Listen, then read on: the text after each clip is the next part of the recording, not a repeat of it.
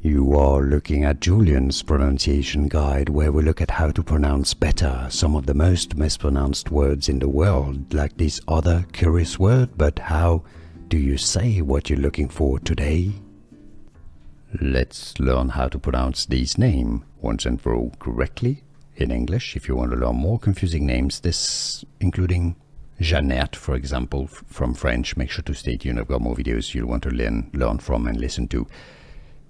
Janette is generally how it is pronounced, even though if you remove the double T-E and just have a T, it's Janet, alright? So some may say it also as Janet or Janette, but I think with this specific spelling, it's more often than not Janette. How do you pronounce it yourself? Janet or Janette, with a stress on the first or the second syllable? Let us know in the comments so we can learn your pronunciation. And where are you from as well? Let us know.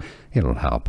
Janette or Janette. Here are more videos on how to pronounce more confusing words and names too many mispronounced. Like this video if you found it useful. I appreciate your support. I'll see you soon and thanks for watching.